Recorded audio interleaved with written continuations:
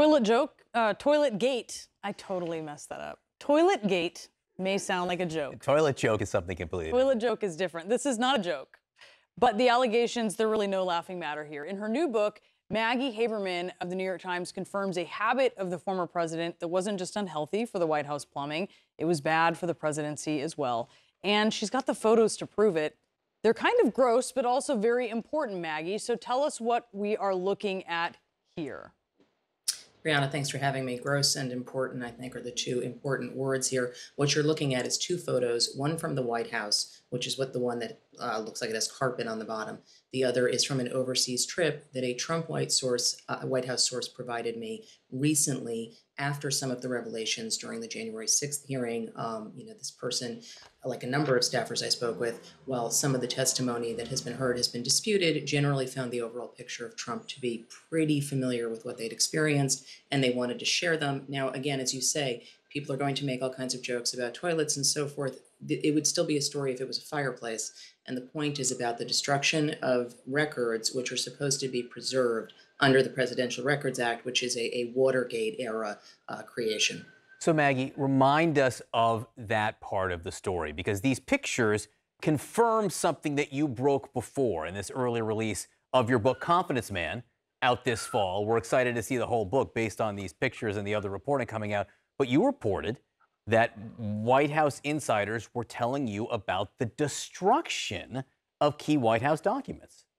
That's right. And John, look, we knew that Trump had a habit of ripping up paper and that people had to tape it back together. My colleague Annie Carney, when she was at Politico, reported that story. It was one of, I think, the most important stories that was written during the Trump White House. This is different because this meant that they couldn't be preserved. And so what was happening was White House resident staff were finding pipes were clogged with paper that they believed he had flushed down. I had additional reporting afterwards from people confirming that Trump had indeed done this and that it happened on at least 2 foreign trips and in the White House throughout his presidency. Again, it's important because who knows what this paper was? Only he would know, and presumably whoever was dealing with it. But the important point is about the records. Yeah, I urge people to zoom in. You can see it's a Sharpie. You can see it's his handwriting. How is his camp responding to this, Maggie?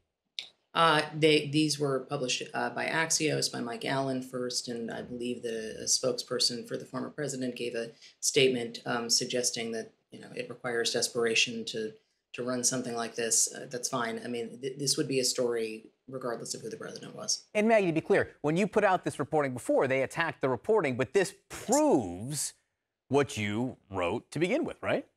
Right. They attacked the reporting, attacked me personally.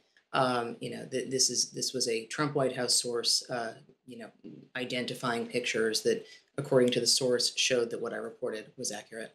Axios published some of Maggie Haberman's reporting. Maggie had earlier reported that White House staffers had found documents in Trump's toilets that looked like they were flushed down, intentionally disposed of. And now Axios posted these photos this morning of what certainly appear to be documents. One of these toilets is in the White House. Another one is during some kind of a trip. And I know people are going to make all kinds of toilet jokes here, but the bottom line is these are documents that are supposed to be preserved that are being destroyed here, Dana. It's not legal.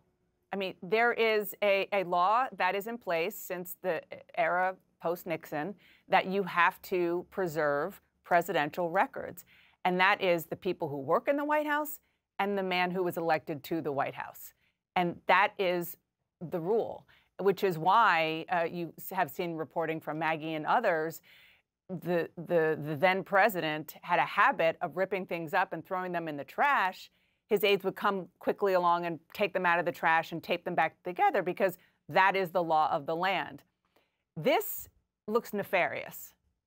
We don't know the specifics. I don't know if we're going to be able to get to the bottom of what exactly was in there because you're going to have the former president cop to it, and there's no indication that that is something that he would do. But I was zooming in on my phone on these pictures. I'm sure you guys were also. Yeah.